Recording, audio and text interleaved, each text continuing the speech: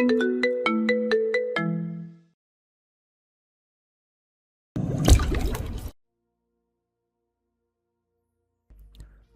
অনেক ছোট এরোস, আমাদের বড়দের সমস্যা বোঝার মতো বোধ এখনো হয়নি। আমরা মানি বা না মানি, এমরোজের অবভিয়াসলি ফিজিক্যাল ফাদার। যত অপরাধী করুক না কেন, ওর সন্তানের প্রতি ওর একটা টান থাকবেই। ও অনুতপ্ত নিজের কাজে। ও আর কোনোদিন তোদের কিংবা আমাদের কারো জীবনে কোনোরূপ হস্তক্ষেপ করবে না। ও শুধু 2টা দিন নাইলকে কাছে পেতে চায়। আমি এর উপরে আর কি বলবো, বলতে পারিস? আমার ক্ষমতা নেই একজন বাবার আকুতিকে নাকচ করার। আমি আমার ব্যর্থতা মেনে নিয়েছি। পরপরই মৌনতার পানে চেয়ে বলল, আমি ভীষণ দুঃখিত মৌনতার কাছে। দেশে যেন ওকে এমন বিপাকে পড়তে না হয় সেই সকল ব্যবস্থা করে রেখেছিলাম, কিন্তু মাঝখান থেকে তোমাদের সব সারপ্রাইজটা নষ্ট করে দিল। তকদির শিকদারও ছোট ছেলের উদ্দেশ্যে বললেন, তুমি তো জন্ম না দিয়েও নাইলকে হারাতে চাও না। সেখানে ওর জন্মদাতা ওকে একটু কাছে পেতে চেয়েছে, এটাও তো অন্যায় নয়। আমরা তো জালিম না যে তার আবদার পায়ে ঠেলে দেব। এরও চোয়াল শক্ত করে তাকায় বাবার পানে, ক্ষিপ্ত কণ্ঠে বলল, তোমরা প্রতিবার ইমরোজের বেলায় দয়ার সাগর খুলে বসো, আর প্রতিবার আমার সাথে অন্যায় করার সময় তোমাদের দয়ার বাণী ছাড়ো। পরিবর্তে কি হয় জানো, আমার সুখ ছিনিয়ে নেওয়া হয়। কিন্তু এবার আমি এটা কোনো দিন হতে দিব না। আমি এই মুহূর্তে নাইল আর মৌনতাকে নিয়ে বেরিয়ে যাব এই বাড়ি থেকে। মৌন, চলুন। নাইল কোথায়? এরও চকিতে উঠে দাঁড়ায়, গর্জে উঠে ডাকে, নাইল, নাইল কোথায় তুমি? পাপার কাছে এসো। নাইলের কোনো রূপ সারা শব্দ না পেয়ে এরোজ তাকে খুঁজতে চলে গেল। তপবন মাথা নুয়ে কপালে আঙ্গুল ঘষছে। কিভাবে পরিস্থিতি নিয়ন্ত্রণে আনবে বুঝতে পারছে না সে। চোখ তুলে তাকায় রূপকথার বাহুডোরে গুটিয়ে বসে থাকা মৌনতার পানে। এগিয়ে গিয়ে হাঁটু গেড়ে বসলো ঠিক মেয়েটার সামনে। মৌনতা চোখ তুলে তাকায়। তপবন ম্লান হেসে তার মাথায় হাত রেখে বলল, মন, আমি 8 বছর যাবৎ দেখে এসেছি তুমি কত কঠিন পরিস্থিতির মুখ বুঝে নির্ভয়ে সামলে গিয়েছো। আমি জানি পরিস্থিতিটা কতটা অস্বস্তিকর তোমার জন্য, কিন্তু আমি এটাও জানি আমাদের মন কতটা স্ট্রং। তুমি জানো ইমরোজ আর কোনোদিন তোমার জীবনে কোনোরূপ হস্তক্ষেপ করতে পারবে না। অতীত সব মুছে গেছে মন, অতীত দেখলে বর্তমান সব নষ্ট করো না। দিন শেষে ইমরোজ নাইল ছাড়া আর কেউ নেই। ও শুধু 2টো দিনের জন্য নাইলকে কাছে পেতে চায়। এরোজকে একটু বোঝাও, তুমি সাহস পেলেও সাহস পাবে। মৌনতা অশ্রুসিক্ত নয়নে চেয়ে মাথা নাড়ালো। তপবন ম্লান হেসে তার মাথায় হাত বুলিয়ে দিল। মিহিসরে বলল, জীবনের সকল জটিলতা তুমি ভুলে যাও, ভাইজান শুধু এতটুকুই প্রার্থনা করব। ইমরোজ হাউমাউ করে কাঁদছে নিজের ছোট্ট অংশটিকে বুকে জড়িয়ে নিয়ে। নাইল ব্যথিত নয়নে চেয়ে ছোট ছোট হাতে বাবার পিঠে হাত চাপড়ে বলল, Papa, don't cry. Oh, why are you crying? Nile baby তো এসে গিয়েছে তোমার কাছে। ইমরোজ থামতে পারে না। সে তার সন্তানটিকে এখন মন ভরে আদরও করতে পারে না। মনে হয় এই বুঝি সময় ফুরিয়ে গেল আর তার সন্তানকে সবাই ছিনিয়ে নিয়ে গেল। সে কাঁদতে কাঁদতে নায়েলের চোখে মুখে অজস্র ঠোঁট ছুঁয়ে দিয়ে অনুনয় করে বলল, নায়েল, পাপা সরি। পাপাকে ছেড়ে যেও না নায়েল। পাপার দম বন্ধ হয়ে আসে তোমার ছাড়া। তুমি ছাড়া পাপার আর আপন বলতে কেউ নেই Nayel. Please don't leave me alone. বাবার কোলে বসে থাকা নায়েল ব্যথিত নয়নে চেয়ে বাবার চোখের পানি মুছে দিয়ে বলল, তোমার ছেলে কোথায় যাব না? পাপা, ডোন্ট ক্রাই পাপা, নাইল কষ্ট পাচ্ছে। ইমরোজের ক্রন্দনরত মুখে হাসি ফুটে উঠল মেয়ের আদুরে কথায়। এই ছোট্ট প্রাণটির মাঝে এত সুখ, সেটা সে আগে কেন বুঝলো না? এই আফসোস সে কি করে মেটাবে? সে আরো দ্বিগুণ বেগে কাঁদতে লাগলো। নাইল শক্ত করে জড়িয়ে ধরলো বাবাকে। কারোর কান্না দেখলে তারও কান্না পায়। সে অভ্যাস অনুযায়ী সে কেঁদে উঠলো। কাঁদতে কাঁদতে বলল, পাপা কেঁদো না, কাঁদছো কেন? তোমার পায়ে ব্যথা করছে? তুমি কেন চেয়ারে বসে আছো? ডাক্তার দেখাওনি? ইমরোজ তার চুলের গোছায় চুমু দিয়ে বলল, পাপা, তোমায় চিরতরে হারিয়ে ফেলেছি নায়েল। আমি সারা জীবন কান্না করেও বোধহয় এই আফসোস মেটাতে পারবো না। কি বলছো পাপা? ইমরোজ কাঁপতে থাকা ঠোঁট কামড়ে এদিক ওদিক তাকালো। অস্থির চিত্তে শুধু উপায় করছে কি করে নায়েলকে তার বুকে আগলে রাখবে, কিন্তু আফসোস কোনো উপায় নেই। সে ফিসফিসিয়ে বলল, পাপার কাছে থেকে যাও না নায়েল। থাকবো তো, আমরা তো তোমার কাছেই থাকবো। তাই তো চলে এসেছি বিদেশ থেকে। পরপর উৎকণ্ঠা নিয়ে বলল, তুমি কেন নিতে যাওনি মাম্মা আর আমাকে? আমি মিস করেছি তোমায়। নাইল বাচ্চা সুলভ কণ্ঠে বলল, কিন্তু সে যে সত্য থেকে অজানা। ইমরোজ ফ্যাসফ্যাসে কণ্ঠে বলল, পাপা অপরাধ করেছি মা, যেই অপরাধের শাস্তি হিসেবে আল্লাহ তোমাদের আমার থেকে চিরতরে কেড়ে নিয়েছে। অপরাধ মানে ব্যাড কাজ? হুম। সহসা নাইলের মুখে হাসি ফুটে উঠল। সে চঞ্চল কণ্ঠে বলল, ব্যাড কাজ করলে সরি বলতে হয়। তুমি সরি বলে দাও আল্লাহকে, তাহলে আল্লাহ এর চোখে বলে দেবে, আর কষ্ট পেতে হবে না তোমায়। মেয়ের সহজ উপায় ইমরোজের চোখ বেয়ে আবারও ঝরঝরি অশ্রু গড়াতে লাগলো। সে শব্দ করে কেঁদে উঠে বলল, আফসোস, জীবন তোমার ভাবনার মতোই সহজ হতো নাইল। তবে আমি তোমার সারা জীবন আমার বুকে রাখতে পারতাম, কিন্তু জীবন অনেক কঠিন মা। তবে তুমি চাইলে পাপার জীবনটা সহজ করতে পারো মা। পাপার কাছে থেকে যাও, কানাডায় চলে যেও না। নাইল প্রগাঢ় হেসে মাথা দুলিয়ে বলল, যাব না, আর কেঁদো না, নাইল দুঃখ পাইতো। সে বাবাকে আবারও জড়িয়ে ধরল। সে যে আদরের পাগল, আর বাবার আদর তার সবচেয়ে প্রিয়। দরজার সামনে দাঁড়িয়ে থাকা এরোজের চোখের সামনে ধোঁয়াশা হয়ে আসলো নাইলের কথা কর্ণকুহরে প্রবেশ করতে। হাত পা থরথরিয়ে কাঁপতে লাগলো। সকল আত্মবিশ্বাস দৃঢ়তা এক নিমিষে ভেঙে চুরমার হয়ে গেল নাইলের দৃঢ় কণ্ঠে। সুঠাম দেহটি অচিরেই ভীষণ দুর্বলতা অনুভব করলো। এতটাই দুর্বলতা অনুভব করলো যে এক মুহূর্তখানে দাঁড়ানোর শক্তি পেল না। এরোজ এলোমেলো কদমে সরে যায় সেখান থেকে, পেছনে ফেলে যায় এক বুক যন্ত্রণা। মৌনতা নিজেকে সামলায়। সে কোনো অপরাধ করেনি, আর না কেউ তার জীবন পুনরায় যন্ত্রণাময় করার অধিকার রাখে। তবে সে কেন ভয় পাবে? এরোজকে নিচে নামতে দেখে সে উঠে দাঁড়ায়, আনত স্বরে শুধায়, নাইলকে পেয়েছেন? এরোজ তার কথার কোনো রূপ জবাব দিল না। সবাইকে প্রশ্নবিদ্ধ করে সে বিধ্বস্ত বদনে হনহনিয়ে বেরিয়ে গেল বাড়ি থেকে। মৌনতা তার হঠাৎ বদলে যাওয়া আচরণ বুঝে উঠতে না পেরে পিছু ডাকলো। ইমরোজ, আমার কথা শুনুন। এরোজ একবারের জন্য পিছু ফিরল না। অসহনীয় দুঃখ সহ্য করতে না পেরে সে এক প্রকার পালিয়ে গেল। জবা ওড়নার কোণা খুঁড়তে খুঁড়তে গুরুগম্ভীর পরিবেশকে ভঙ্গ করে বলল, আবার কি হইল? ষাঁড় গরু হঠাৎ এমন শান্ত হইয়া গেল কেন? রোজ আর চোখে কঠিন দৃষ্টি ফেলল তার দিকে। নির্জনা বেগম অতিষ্ঠ হয়ে বললেন, তপমান, এত ঝামেলা ভালো লাগছে না। ইমরোজকে এই কদিনের জন্য হোটেলে থাকতে বলো। তপবন মাথা নত করে বসে আছে, আনত স্বরেই বলল। আম্মু আব্বুকে বলুন প্লিজ। জড়তায় তপবনের কণ্ঠ জড়িয়ে আসছে। মৌনতা শুকনো ঢোক গিলে চোখের পানি মুছে নিল। চোখ তুলে তাকায় ঘরভর্তি সবার পানি। বলল, ভাইজান, আব্বুজান, কারো কোথাও যেতে হবে না। আমি কোনো অপরাধ করিনি, তবে আমি কেন মুখ লুকিয়ে বেড়াবো? আর না, কারোর এখন অধিকার আছে আমার জীবনে হস্তক্ষেপ করার। এটা তার ঘর, সে থাকতেই পারে। সে নাইলের জন্মদাতা, সেই হিসেবে তাকে কাছে চাইতেও পারি। তেমনি এটা আমার স্বামীরও বাড়ি। আমার এখানে মাথা উঁচু করে বাঁচার অধিকার আছে, কিন্তু দিন শেষে আমার সন্তান কখনোই এমন একজন মানুষের কাছে চিরতরে থাকবে না যার পিতৃত্ব ভীষণ দুর্বল। তপবন সহ রূপকথা আর রোজের মুখে হাসি ফুটে উঠল। তারা যেন ঠিক এতটুকু সাহসেরই অপেক্ষাতে ছিল। রোজ খলবলিয়ে বলে উঠল, একদম ঠিক মনোবু। যে অপরাধ করেছে সে মুখ লুকিয়ে চলবে, তুমি কেন অস্বস্তি বোধ করবে? এই তো আমার মনোবু আসল রূপে এসেছে। তকদি শিকদারও প্রসন্ন হলেন। সে এগিয়ে এসে মৌনতার মাথায় হাত রেখে স্নেহের কণ্ঠে বললেন, চলতি পথে নিজের মাঝে ততক্ষণ কোনো যতসা বা অস্বস্তি রেখো না যতক্ষণ না তুমি কোনো অপরাধ করছো, বুঝলে?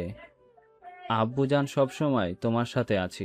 আল্লাহ আর একবার সুযোগ দিয়েছে জীবনকে উপভোগ করার। ভীষণ আনন্দের সাথে উপভোগ করো, প্রিয়জনকে ভালোবাসো, আর তোমার রগতেরা বউটাকে একটু শান্ত করিও। কথা ছড়ানোর আগে খ্যাপ করে ওঠে। মৌনতা ম্লান হেসে মাথা দোলালো। পর মুহূর্তে পরিষ্কার হলো এরোজের আচরণের কারণ। নাইল বাবার কোলে লেগেছিল পরবর্তী পুরোটা সময়। বাড়ির সবাই দীর্ঘশ্বাস ফেলে দেখলো সেই দৃশ্য। মৌনতা এক দৃষ্টিতে তাকিয়ে আছে কোলে থাকা তাসফিন আর তাথয়ের দিকে। ছলছল দৃষ্টিতে অতৃপ্ততা আর তৃষ্ণা। সে মলিন হেসে বলল, আল্লাহ তোমার কোল সুখ দিয়ে ভরিয়ে দিয়েছে রূপকথা। তুমি যেমন সুখের হকদার, আল্লাহ তোমার তেমনি সুখ দিয়েছেন।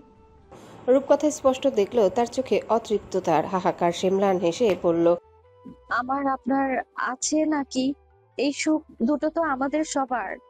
জবা খলখলিয়ে উঠে বলল, ভাবিজান, আমি কোনোদিন স্বপ্নেও ভাবি নাই ছোট ভাইজান আপনার জন্য এমন নেশাখোর হইয়া ঘুরতো। আমি কত বলদ, এর জন্যই ভাইজান আপনার দিকে কখনো তাকাইতো না। এইটা যে আমি কেন আগে খেয়াল করি নাই। জবার কণ্ঠে আফসোস। মৌনতা আর চোখে চেয়ে বলল। খেয়াল করলে কি করতি? জবা কপাল কুচকে বলল। কালা জাদু কইরা ল্যাংরা ভাইজানের সংসার থিকা আপনারে ছাড়াই আনতাম আর ছোট ভাইজানের লাগে বিয়া দিয়া দিতাম। রোজ ল্যাপটপ থেকে দৃষ্টি সরিয়ে তিনজনের দিকে তাকায়, দাঁতে দাঁত চেপে বলল। আপনার মতো শর্টকাট বুদ্ধি জীবনে অ্যাপ্লাই করলে এতদিনে কবরে থাকতে হতো আপা। এত কথা না বলে আমার লেহেঙ্গা সিলেক্ট করতে সাহায্য করো সবাই। এগুলো কত বিভ্রান্তকর, সব সুন্দর। রূপকথা হেসে বলল। আমার বড় ভাইজান বলেছে যা যা পছন্দ হয় সব নিয়ে নিতে, কোনো কম্প্রোমাইজ না করতে। তুমি নিশ্চিন্তে সিলেক্ট করো। রোজ আনত স্বরে বলল। এগুলো তো ত্রিশান পাঠিয়েছে সুন্দর করার জন্য। সেটাই, ওখান থেকে বাড়তি কিছু পছন্দ হলেও নিয়ে নিতে বলেছে তোমার ভাইজান। আচ্ছা ঠিক আছে, এখন এগুলো দেখো, এরপর তোমাদের পোশাক সিলেক্ট করতে হবে। জবা বলল। আমারে দেন আফা, আমি একদম সমলক্ষ একটা লেহেঙ্গা পছন্দ কইরা দেবো। রোজ তেরচা চোখে চেয়ে বলল। সেই লেহেঙ্গা পরে আমি বিয়ে করতে না পারলেও চানাচুর বিক্রি করতে অবশ্যই পারবো, তাই না আপা? আফা, আপনি আমারে অপমান করতে পারেন না। জবা মুখ ফুলিয়ে বলল। রোজ মুখ বাঁকালো। তারা পোশাক সিলেক্ট করতে বসলো, কিন্তু মৌনতার অন্তঃস্থল বিচলিত নায়েল আর এরোজকে নিয়ে। তারা কি করে নায়েলের সাথে এই কঠিন সম্পর্ক নিয়ে লড়াই করবে? তন্মধ্যে তানসান দরজায় নক করলো। ছোট মা, আসবো? মৌনতা ধাতস্থ কণ্ঠে বলল। এসব তানসান উকি দিয়ে ব্যস্ত কণ্ঠে বলল। ছোট মা, নয়েলের ঘুম পেয়েছে, ও কি খাবে এখন? মৌনতা উঠতে উঠতে বলল। কোথায় ও? আমার কাছে আসতে বলো, আমি খাইয়ে দেব। তানসান কাচুমাচু করে বলল। নয়েল মেজো পাপার কাছে ঘুমাবে, মেজো পাপাই আমাকে পাঠিয়েছে ওর খাবার নিতে। মৌনতার দেহ স্থিমিত হয়ে এলো। রূপকথা আর রোজ একে অপরের মুখ চাচাই করলো, কিন্তু মৌনতা কোনরূপ প্রতিক্রিয়া না দেখিয়েই বলল। দুধ কলা দিয়ে ভাত খাই। রূপকথা মেজো ছেলেকে তানসানের কোলে বাড়িয়ে দিয়ে বলল। আমি দিচ্ছি ভাবি, আপনি বসুন। মৌনতা বিতৃষ্ণা ভরা দৃষ্টি ফেলে বলল। তুমি আমায় আপনি বলা ছাড়তে পারোনি রূপকথা। রূপকথা বোকাশোকা হেসে বলল। দুঃখিত ভাবি, ভুল হয়ে যায় আর কি। তুমি বসো, আমি কিছু কিছু কি খাবে? আর না, তুমি নাইলকে একটু খাবারটা দাও। রূপকথা মাথা নেড়ে চলে যায়। তানসান ভাইকে কাঁধে বসিয়ে নিতে বিছানায় ফুপির গায়ে ঠেস দিয়ে বসা তাথই শব্দ করে উঠল। ভা ভা ভা। তানসান চকিতে ঘাড় ঘুরিয়ে তাকালো বোনের পানে। রোজ হাস্যোজ্জ্বল কণ্ঠে বলল। আরে আমার ছোট ফুপিমণিটা দেখছি ভাইকে ডাকছে। যাক, এই পুচকেটা বড় দুই ভাইয়ের মতো রোবট হয়নি। তানসান ভ্রুক্ষেপ না করে ভাইকে কাঁধে বসে এগিয়ে গিয়ে হাঁটু গেড়ে বসে বোনের সামনে মৃদু হেসে বলল। জি ভাইজান, বলুন। ছোট্ট নাদুস নুদুস তাথই জবাবের বদলে চার হাতে পায়ে ভাইয়ের দিকে ঝুঁকে পড়ল। তানসান নীরব আবদার বুঝে হেসে ফেলল। তার ভাই বোন দুজনেই বেশ স্বাস্থ্যবান। বাবা, দাদু ভাই আর সে ছাড়া কেউ একসাথে দুজনকে তেমন কোলে নিতে পারে না। সে ভাইকে এক কাঁখে নিয়ে বোনকেও তুলে নিল আরেক কাঁখে। বলল। হয়েছে খুশি? তাথই জবাব দিল না। ঠাস করে ভাইয়ের চুল মুঠোয় পুড়ে নিল। সহসা শান্তশিষ্ট তাসফিন চিৎকার করে কেঁদে উঠল। রোজ চেঁচিয়ে উঠল। আরে আরে, আমার ছোট্ট রোবটের বাচ্চার চুল ছিঁড়ে ফেললো রে। তানসান তড়িঘড়ি করে বোনকে ফুপির কোলে দিয়ে ভাইকে বুকে জড়িয়ে নিল। অজস্র চুমু দিতে দিতে বলল। ভাইজান সরি তাসু, বনু ব্যথা দিয়েছে। বনু তো ছোট্ট তাই বোঝেনি। সরি সরি, কেঁদো না ভাইজান, আদর করে দিচ্ছি। সে তড়িঘড়ি করে যত প্রকার মন ভোলানো কাজ আছে সব করলো। এক পর্যায়ে গিয়ে তাসফিনের কান্না থামলো। সে ভাইয়ের কাঁধে মাথা রেখে নীরবে ফোঁপাতে লাগলো। তানসান হতাশার নিঃশ্বাস ফেলে বোনের দিকে তাকায়। এটা কি ঠিক করলে? দেখেছো ভাইয়া কত ব্যথা পেয়েছে? দিস ইজ ভেরি ব্যাড বনু। তাথই বুঝলো না ভাইয়ের কথাগুলো। সে দাঁত কেলিয়ে হেসে নুপুর পরিহিত পা দোলাতে লাগলো। তানসান হেসে উঠল তার দাঁত কেলানো দেখে। সে মাথা নুইয়ে ফোলা ফোলা গালে চুমু দিয়ে বলল। আমার দুষ্ট ভাইজান, অপরাধ করেও হাসা হচ্ছে। মৌনতা হাসছে তিন ভাই বোনের মেলবন্ধন দেখে। প্রার্থনা করলো তারা যেন এমনই থাকে সারা জীবন। কোনো সৎ আপনের ভেদাভেদ তাদের মধ্যে ঢুকতে না পারে। রাতভর নায়েল আসলো না বাবার কাছ থেকে। বাবার কান্নার দৃশ্য ছোট্ট নায়েলের জন্য বেদনাদায়ক ছিল। নিষ্পাপ প্রাণটি কাউকে কান্না করতে দেখতে নারাজ, কিন্তু নিষ্পাপ প্রাণটি কি জানে সে কারোর ঘুমের টনিক? সে কি জানে সে কারোর বুকের প্রশান্তি, যাকে বুকে না পেলে মানুষটা ছটফট করে গলা কাটা মুরগির মতো? সন্তান ফিরবে তার বুকে, এই পথ চেয়ে থাকা পুরুষটি রাতভর কাটিয়ে দিল, কিন্তু সন্তান ফিরে আসলো না তার বুকে। পিতা না হয়েও পিতৃত্বের অসহনীয় যাতনা নিয়ে এরোজ নির্ঘুম রাত কাটাতে লাগলো। অন্তঃস্থল যে একটু একটু করে শক্তি হারাচ্ছে, সে এখন কিসের ভিত্তিতে লড়বে? নিজের অসহায়ত্ব অনুভব হতে এরোজের চোখ রক্তিম হয়ে উঠল। মৌনতা দীর্ঘশ্বাস ফেলে বলল, এখানে বসে থেকে কি করবেন? ঘুমাতে চলুন, সকালে চলে আসবে। এরোজ এক চুলও নড়ল না। দোতলার সম্মুখে ছোট্ট টেরেসে পেতে রাখা সোফা থেকে বরং ভাঙা কণ্ঠে আর্তনাদের স্বরে বলে উঠল, ও কেন আমার মেয়ে নয়? ও আমার মেয়ে হলে কেউ ওকে আমার থেকে কেড়ে নেওয়ার দুঃসাহস দেখাতে পারতো না। I need her, she is my bad habit. মৌনতা ম্লান হেসে উঠল সে আর্তনাদ ভরা কণ্ঠে। ধিমি কণ্ঠে বলল, আপনি কেন ওকে এত ভালোবাসেন? কারণ ও আপনার অংশ। মৌনতার দৃষ্টি ছলছল করে উঠল সেই মনোমুগ্ধকর জবাবে। আফসোসের সুরে বলে উঠল, এক জীবনে এক এমরোজের দেখা পাওয়া এতটা মুশকিল কেন? এরোজ ম্লান হাসলো নারীটির আফসোসে জর্জরিত কণ্ঠে বলল, এক জীবনে এক এমরোজকে পেয়েছিলেন বলেই এত সহজে এরোজকে মূল্যায়ন করছেন। সেই মূল্যায়নে কি লাভ, যে মূল্যায়নে অতীত ছায়ার মতো তাড়া করে বেড়ায়? অতীত ভুলে এগিয়ে চলা সৃষ্টিকর্তার দেয়া একটা কঠিন পরীক্ষা। সবাই উত্তীর্ণ হতে পারে না। কিন্তু আমি পারবো, কারণ আমার সাথে একজন এরোজ আছে। গালে হাত থেকে অলস কণ্ঠে বলল এরোজ। মস্তিষ্ক আর দৃষ্টি তখনও এটে আছে ঠিক 10 ফুট দূরে থাকা বদ্ধ ঘরটার দিকে। মনে হচ্ছে এই তো তার ছোট্ট প্রিন্সেস দরজা খুলে ছুটে বের হবে ছোট পাপা ডাকতে ডাকতে। তবে সৃষ্টিকর্তা বোধহয় এরোজের এক জীবনে পাওয়া সকল দুঃখ ঘুচানোর দায়িত্ব নিয়েছেন। তার চাওয়াটা পূর্ণ হলো। ইমরোজের ঘরের দরজাটা নিঃশব্দে খুলে যেতে এরোজ সচকিত হয়। দৃষ্টি শুরু হয় স্কাই ব্লু রঙা হাফ প্যান্ট আর সাদা ঢিলে ঢেলা টি শার্ট পরিহিত নায়েল খোলা চুলে পা টিপে টিপে বের হয়ে এক ছুট লাগালো তার ঘরের দিকে। ঠিক এরোজের ঘরের সামনে আসতে নায়েলের গতিরোধ হলো। অদূরে টেরেসে জ্বলতে থাকা আলোর মাঝে অতি পরিচিত অবয়ব দেখে সে চেঁচিয়ে উঠল, হেই ছোট পাপা। বলেই সে ছুট লাগালো টেরেসের দিকে। হন্তদন্ত হয়ে থামলো। রকিং চেয়ারে দুলতে থাকে এরোজের কাছে গিয়ে কোমরে হাত দিয়ে হাঁপ ছেড়ে বলল, I miss you so much. আমায় কোলে নাও। রোজকার নয় আদুরে আবদার, কিন্তু আশ্চর্যের বিষয় হলো আজ এরোজের থেকে কোনো প্রতিক্রিয়া পাচ্ছে না নায়েল। সে আবারও বলল, আমায় কোলে নাও, আমার ঘুমই পেয়েছে। এরোজ গালে থুতনি ঠেকিয়ে চোখ বন্ধ করে আছে। সেভাবে থমথমে মুখে জবাব দিল, পারবো না। কেন পারবে না? ইচ্ছে করছে না। কিন্তু আমার তো ঘুম পেয়েছে। ঘুম পেলে ঘুমাও। এইখানে কি করছো? নায়েল খোলা চুলে হাত পেঁচাতে পেঁচাতে বলল, পাপার কাছে ঘুমোতে পারছি না আমি। আমার ঘুম আসছে না। তুমি কোলে নিয়ে হাঁটো আর স্টোরি বলো, তবে ঘুম আসবে। পারবো না। পুনরায় এরোজের তেরা কণ্ঠে নায়েল এবার রেগে গেল। কেন পারবে না? This is very bad. আমার ঘুম পেয়েছে। তাড়াতাড়ি কোলে নাও বলছি। এরোজ চোখ খুলে তাকায় রাগান্বিত মুখ পানে রেগে বলল, বলছি না কোলে নিব না। যেখানে ঘুমোতে গিয়েছিলে সেখানে ঘুমোতে চাও। আমি তো কেউ না তোমার। তবে কেন এসেছো আমার কাছে? নায়েল কোমরে হাত দিয়ে চোখ গরম করে তাকালো। মাথা ঝাঁকিয়ে রাগান্বিত স্বরে বলল, 100 বার আসবো। কেন আসবে? তুমি আমার ছোট পাপা, তাই। তাতে কি হয়েছে? তুমি আমায় ভালোবাসো।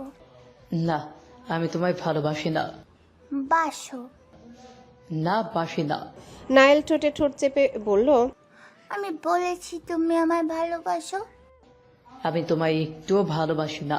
নায়েল সশব্দে মেঝেতে পা চাপড়ে বলল, বাসো বাসো বাসো, কোলে নাও বলছি। এরোজও তার মতো তেতে উঠে বলল, বাসি না, বাসি না, বাসি না। কোলেও নিব না। নায়েল ফুঁসে উঠে এবার নিজেই এরোজের গা বেয়ে বেয়ে কোলে উঠে গেল। টি টেবিলে ছড়িয়ে রাখা পায়ের উপর পা গুটিয়ে আসন পেতে বসে দুহাতে শক্ত করে চেপে ধরল এরোজের গাল। দুজনার চোখ একে অপরকে ভস্ম করে দিচ্ছে। নায়েল রাগান্বিত স্বরে বলল, ভালোবাসো। এরোজ কপাল কুঁচকে বলল, ভালোবাসি না।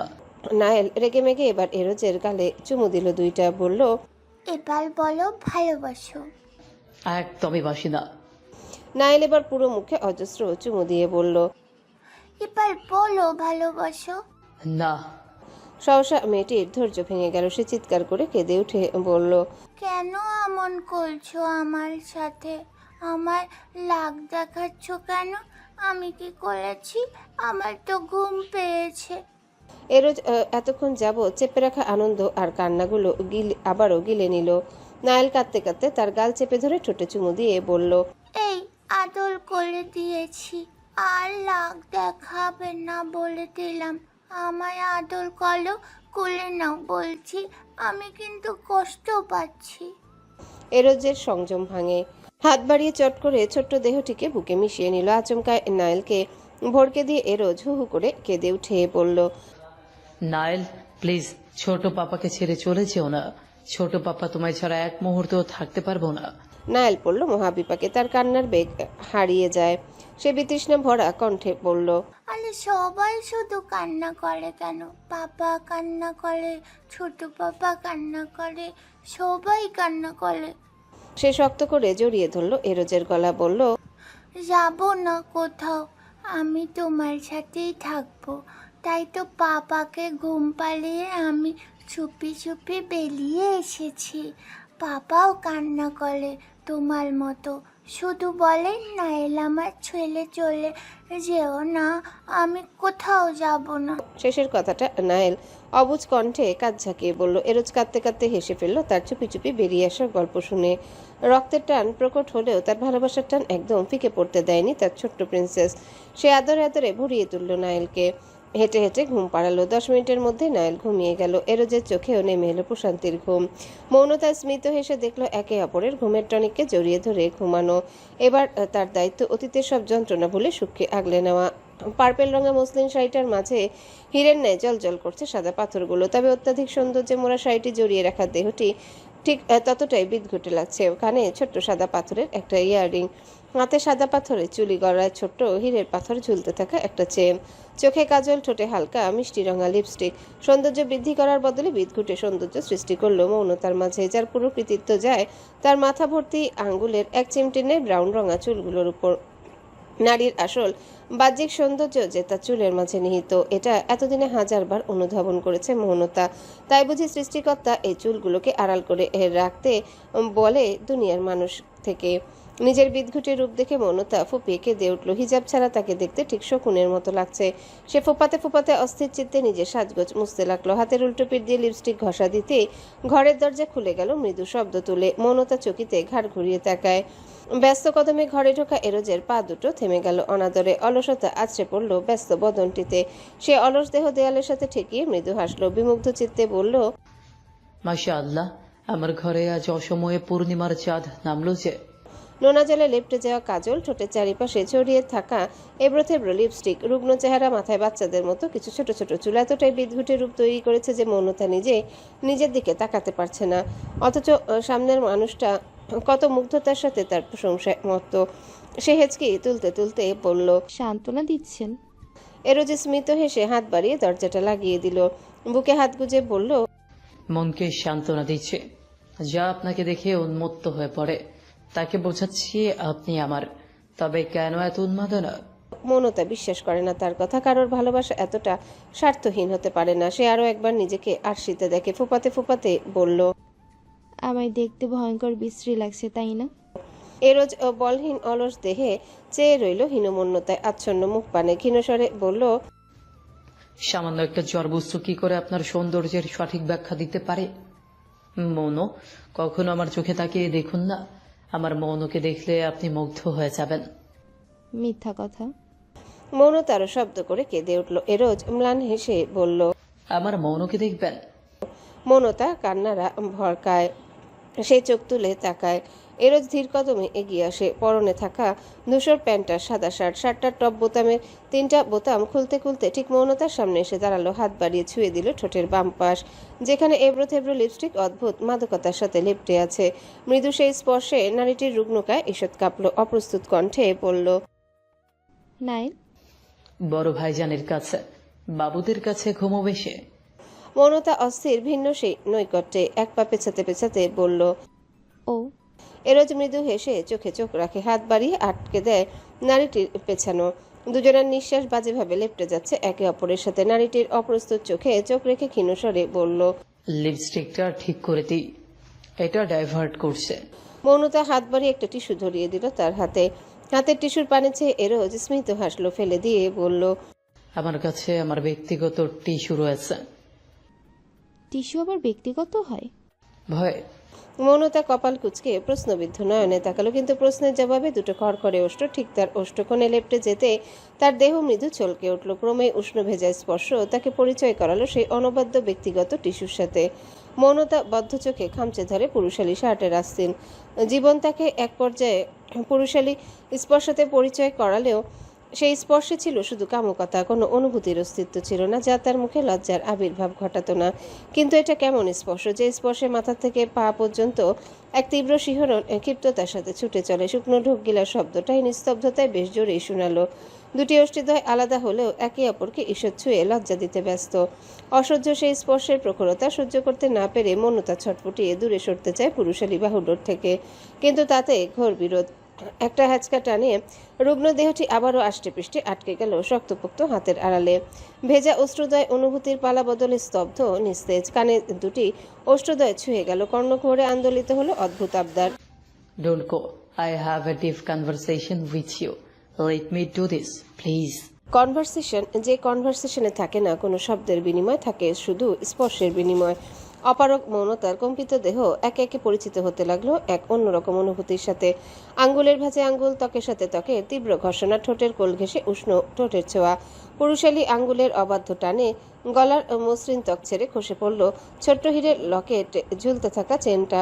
কলার বনের উপর থাকা সেন্ট্রাল লাইনের কালচে দাগের উপর দুটো উত্তপ্ত ওষ্ঠ লেপটে গেল। মৌনতার পৃথিবী সংকুচিত হয়ে আসলো এক প্রখর অনুভূতির ছোট্ট বলয়ের মাঝে। অনুভব করলো সব স্পর্শে কামুকতা থাকে না, কিছু স্পর্শে থাকে যন্ত্রণাদের প্রতিষেধক। এরোজ মুখ তুলে তাকায় লাজেরাঙা নারীটির পানে দাঁড় করায় আরশির সামনে। দুহাতে পেছন থেকে শক্ত করে জড়িয়ে ধরে আরশিতে নির্দেশ করে বলল, এটা আমার মৌন বউ, একদম মুগ্ধ হবেন না, এটা একান্তই আমার ব্যক্তিগত মৌন বউ।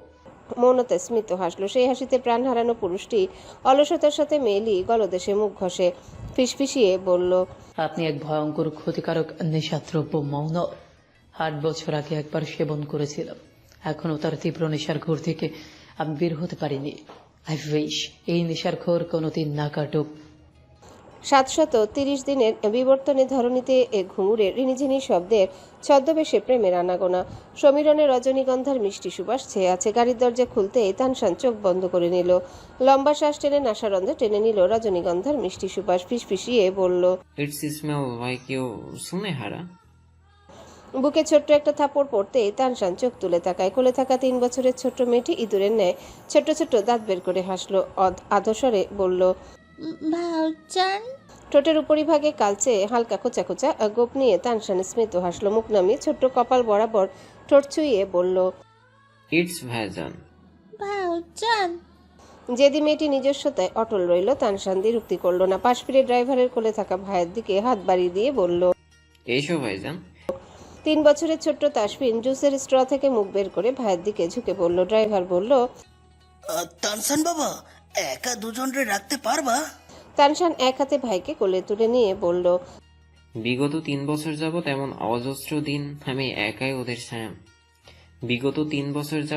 অজস্র দিন আমি একাই ওদের সামলেছি আঙ্কেল, চিন্তা করবেন না। তাসফিন হাঁটতে পছন্দ করে, তাই তানশান তার হাত ধরে দাঁড় করালো। কিন্তু তাথই ভাইয়ের শার্টের কলার চেপে ধরে ঠাটিয়ে ঘাড়ে মুখ গুজে আছে, যার মানে সে নামবে না। হাফ প্যান্ট আর টি শার্ট পরিহিত বোনের পিঠে হাত রেখে তানশান আশ্বস্ত করে বলল, তোমায় নিচেই নামাচ্ছি না, অলস মেয়ে, রিল্যাক্স। বোনকে কোলে আর ভাইকে হাতের মুঠোয় নিয়ে তানশান ধীর কদমে হাঁটতে হাঁটতে খুলনা ইউনিভার্সিটির কাঙ্ক্ষিত প্রাঙ্গণে এসে দাঁড়ালো, যেখানে ঘুঙুরের রিনিঝিনি শব্দে ধরণী অদ্ভুত ছন্দে নৃত্যরত। একদল লাল শাড়ি পরিহিত মেয়ে তাদের ডান্স টিচারের মুদ্রা অনুসরণ করে সময়ে অসময়ে লতার ন্যায় বেঁকিয়ে যাচ্ছে। তবে তানশানের দৃষ্টি ডান্স টিচারের লাবণ্যময় মুখ পানে, চোখে মুখে বিমুগ্ধতা। দীর্ঘক্ষণ প্র্যাকটিস শেষে ডান্স টিচারটি ছুটে গিয়ে পাশের সিমেন্টের উপর বসলো। ব্যাগ থেকে পানির বোতল বের করে পানি পান করতে লাগলো। তানশান ভাই বোনকে নিয়ে ঠিক ডান্স টিচারের পাশে গিয়ে বসলো, ভাইকে ছেড়ে দিল। তাসফিন মাঠে থাকা ঘাসের ভেতরে ফুটে থাকা ভৃঙ্গরাজ ফুলের দিকে ঝুঁকে গেল। ভাইকে দেখতে দেখতে তানশান গলা খাকারি দিল। ঘাড় ঘুরিয়ে ঘর্মাক্ত নারীটির পানে চেয়ে বলল, কেমন আছো? তবে নারীটি কোনো রূপ বাক্য ব্যয় করলো না, বরং পানি খাওয়াতেই মনোযোগ দিল। তানশান বলল, আজ 57 দিন আমি তোমার কাছে ক্ষমা চাইছি, প্রেক্ষিতে একটা সিঙ্গেল ওয়ার্ডও শুনতে চাইনি, তাই না? এবারও নীরবতা। তানশান দীর্ঘশ্বাস ফেলে বলল, 3 বছর আগে আমার করা আচরণের জন্য আমি দুঃখিত সুনেহারা, কিন্তু আমি মন থেকে লজ্জিত নই ওই কাজের জন্য।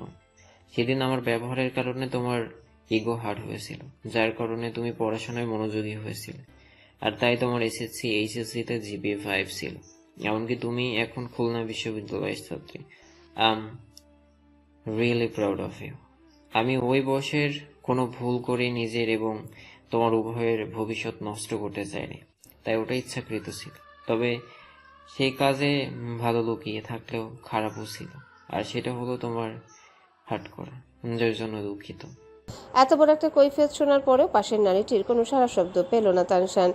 সে এবার গম্ভীর মুখে সোজাসাপটা বলল, আমি তোমার সাথে সব ঝামেলা ঠিক করতে চাই সুনেহারা। তখন তোমায় প্রশ্রয় দেওয়া আমার কাছে অনুচিত মনে হয়েছে, কিন্তু এখন আমার মনে হয় আমি অনুভূতির ভার নেওয়ার জন্য প্রস্তুত। তুমি কি চাও আমার সাথে বাকি জীবনটা পার করতে? যদি হ্যাঁ হয় তবে বলো। সুনেরা এবার পানি ছেড়ে ব্যাগ থেকে একটা মাফিনকে খাতে নিল, হাত ছেড়ে বলল, তুলি তিতলি কেক খাবে? শাড়ি পরিহিত 12-13 বছরের তুলি তিতলি মাথা নেড়ে বলল, খাবো। এখানে আসো। বলেই সুনেহরা ব্যাগ থেকে 15টার মতো কেক বের করে তুলি তিতলির হাতে দিয়ে বলল, সবাইকে দাও। তাসফিন ভীষণ কৌতূহলী হলো সুনেহরাকে কেক দিতে দেখে। সেও ছোট ছোট কদমে এগিয়ে গিয়ে সুনেহরার দিকে হাত বাড়িয়ে দিল। সুনেহরা আর চোখে তাকালো 2.5 ফুটের বাচ্চাটাকে দেখে, থমথমে মুখে বলল, কি? তাসফিন শুধু হাত বাড়িয়ে ক্ষান্ত, আর কিছু বলছে না। সুনেহরা এবার মৃদু তিরস্কারের সাথে বলল, আলের গরু আগেরটা যেদিকে যায় পিছনেরটাও সেদিকে যায়। মুখ নেই, কথা বলতে পারো না? কি চাই মুখে বলো। তানশান ভুরু কুচকে নিল সুনেহরার কথায়। আলের গরু আগেরটা বলতে যে তাকে বুঝিয়েছে আর পেছনেরটা বলতে তার ভাইকে বুঝিয়েছে তা বেশ বুঝলো। সে থমথমে মুখে ভাইয়ের উদ্দেশ্যে বলল, হোয়াট ডু ইউ ওয়ান্ট ভাইজান? তাসফিন ভাইয়ের পানে চেয়ে বলল। তানশান বুঝে গেল ভাই কেক চাচ্ছে। সে বলল, ও তোমার হাতে থাকা কেক চাচ্ছে। সুনেহরা মৃদু আশ্চর্য হয়ে বলল, বাপরে, এদিকে ইংলিশম্যান তো এটা মুখে বললে কি সমস্যা? এই নাও। সে নিজের হাতেরটা দিয়ে বলল। তানশান বলল, দিও না, ও এগুলো খায় না, নষ্ট করে ফেলে দেবে। আমার জিনিস নষ্ট করবে? তাতে কারো কিছু যায় আসার কথা না। সুনেহরা গম্ভীর মুখে বলল। তানশান খুশি হলো, অবশেষে এতদিন বাদে একটু কথা বলেছে। তবে এটা যে ভাইয়ের কারণে তাও বুঝলো। মনে হলো প্রথমবারের জন্য ভাই বোনকে এনে দিয়ে ভালোই হয়েছে, কিন্তু সে জানতো না তার এই ভাবনা অচিরে ভুল প্রমাণিত হতে যাচ্ছে। সে আরো কিছুক্ষণ কথা বলার চেষ্টা করলো, কিন্তু সুনেহরা তার কোনো কথারই উত্তর দিল না। সে বিশ্রামের নামে তাথয়ের মতো স্ট্র দিয়ে জুস চুষে খাচ্ছে। এবার তানশান ধৈর্য হারা হলো।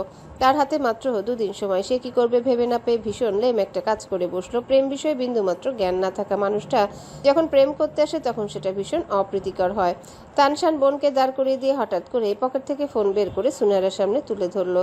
সুনেহরা ভ্রু কুঁচকে স্ক্রিনে ভেসে থাকা মেয়েটাকে দেখলো। তানশান মেয়েটাকে জেলাস করানোর জন্য বলল, ওর নাম তানিশা, আমার সাথে ইঞ্জিনিয়ারিং এ ভর্তি পরীক্ষায় কোচিং করেছিল। ও আমায় পাগলের মতো ভালোবাসে। তুমি যদি আজকে কোনো জবাব না দাও তবে আমি ওর প্রপোজাল অ্যাকসেপ্ট করে নেব। তানশান ভেবেছিল এর থেকে দারুণ উপায় আর কিছুই হতেই পারে না। সে ভীষণ আশা নিয়ে সুনেহরার প্রতিক্রিয়া দেখার জন্য তাকালো, কিন্তু যে প্রতিক্রিয়া পেল তা ছিল বিস্ময়কর। তানশানের মুখে একছোটা আঠালো তরল ক্ষিপ্রভাবে আছড়ে পড়তে তানশান হতভম্ব হয়ে গেল। মুখে হাত ঘষে তানশান হতভম্ব অবিশ্বাস্য অনুভূতি নিয়ে চোখ খুলে তাকালো। অস্ফুট স্বরে বলে উঠল, হোয়াট দ্য? সুনেহরা রাগান্বিত স্বরে বলল, এসব ফালতু জোকস আমার সামনে করতে আসবি না, ফুট এখান থেকে। তানশান ফুঁসতে থাকা মেয়েটিকে কিছু বলতে যাবে, তার মাঝে কেউ রাগে চিৎকার করে উঠে বলল, ভাউচানকে মেয়েছো কেন? ব্যাদ গো। তানশান আরেক দফা চমকে উঠল যখন রাগান্বিত তাথই নিজের হাতে থাকা প্লাস্টিকের জুসের জারটা ছুঁড়ে মারল সুনেহরার গা বরাবর। তানশান চেঁচিয়ে উঠল, তাথই। সুনেহরা হতভম্ব হয়ে তাকালো একবার নিজের ভেজা বক্ষস্থল পানে, আরেকবার তাথইয়ের দিকে হতভম্ব সুরে বলল, তুমি 2.5 ফুটের একটা টমেটো আমার গায়ে জুস ছুটছো? থর, কত বড় সাহস! তাথইয়ের ফুলকো গাল দুটো ততক্ষণে লাল হয়ে উঠল। সে ঘাস সমান চুলগুলো ঝাঁকিয়ে ঝাঁকিয়ে আঙ্গুল তুলে রাগান্বিত স্বরে বলল, মাই ভাউচানকে মেয়েছো কেন ব্যাড গার্ল? বকা বকা বকা, ইউ ডার্টি গার্ল। সুনেহারা বিস্ময় সামলে শাড়ি ঝেড়ে উঠে দাঁড়ালো। তানশানের দিকে রক্তচক্ষু নিয়ে তাকিয়ে বলল, বাহ, নিজের কুটনি বোনকে নিয়ে এসেছো আমার শায়েস্তা করতে, তাই না? আর যদি দুই ভাই বোনকে এই মুখ দেখি তবে আমার থেকে খারাপ কেউ হবে না। বলেই সুনেহারা গটগট করে হেঁটে চলে গেল নিজের স্টুডেন্টদের কাছে। তানশান মাথা হেট করে বসে রইল। তাথই তড়িঘড়ি করে ভাইয়ের কাছে গেল। ছোট ছোট হাত দিয়ে ভাইয়ের গায়ে হাত বুলিয়ে আদুরে গলায় বলল, ব্যাড গার্লকে বকে দিয়েছি, দুঃখ পায় না, বেতা ভানো, বেতা ভানো। তাথই ফটাফট দু চারটা চুমু দিল ভাইয়ের গালে। তানশান ক্লান্ত দৃষ্টি ফেলে বোনের কথা বোঝার চেষ্টা করলো। ব্যথা বাড়িয়ে দিয়ে বলে, ব্যথা ভালো হয়ে যাবে। সে থমথমে মুখে বলল, তুমি কি ভাইজানের ঘর সংসার হতে দিবে না? এটা কি করলে? বড়দের গায়ে জুস ছুড়েছো কেন? পাপা কাউকে মারতে বারণ করেছিল না? ভাইয়ের গম্ভীর গলায় তাথই মুখ ফোলালো। চঞ্চলতা মিলিয়ে গেল। তাসফিন ততক্ষণে কেকটা গুঁড়ো গুঁড়ো করে মাটিতে ফেলে দিয়ে এখন ঘাস ছিঁড়ছে। সেভাবেই বলল। তানশান ভাইয়ের দিক থেকে দৃষ্টি সরিয়ে বোনকে কোলে তুলে নিল। গম্ভীর গলায় বলল, আমার প্রবলেম আমি সলভ করেই নিতাম। তুমি কেন নাক গলাতে গেলে? হ্যাঁ সুনেহারা, এখন তোমায় ব্যাড গার্ল বলবে না? সেটা কি আমার ভালো লাগবে? ভাই ধমক দিতে তাথইয়ের তুতনি ঠেকলো বুকে। চোখে পানি টলমল করতে দেখতেই তানশান বেজায় বিরক্ত হয়ে বলল, অপরাধ করে আবার সিম্পাথি কালেক্ট করা হচ্ছে? তোমরা মেয়েরা এত কেন ক্রিটিক্যাল? ও মাই গড। তাথই এবার ফুপিয়ে কেঁদে উঠল।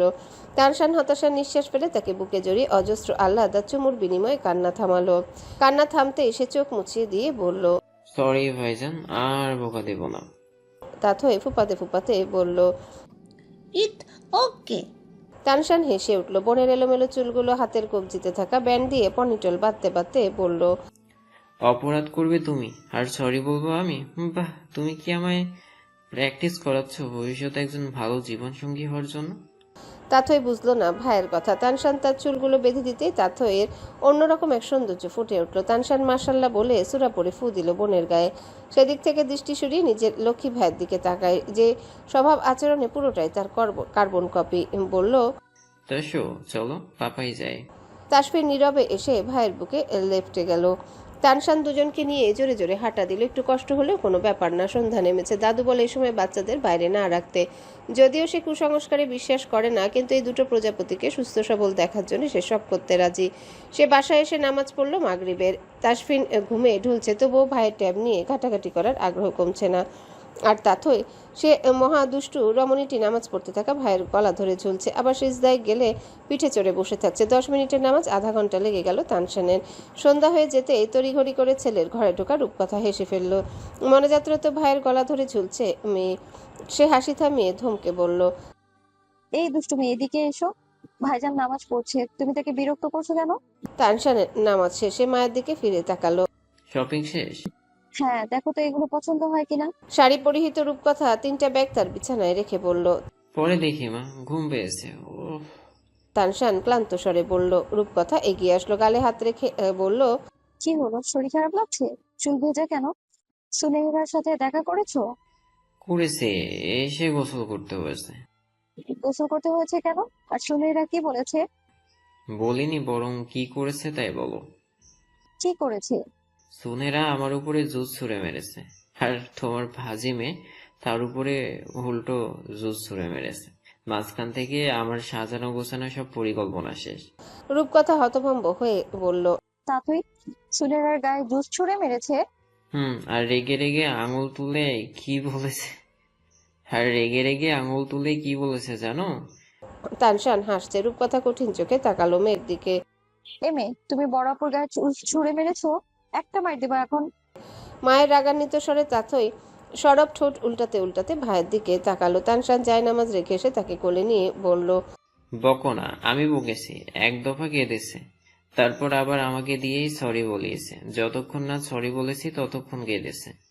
রূপকথা হেসে উঠে বলল, এত প্রশ্রয় দিও না, বড় হলে আরো উগ্র হয়ে যাবে।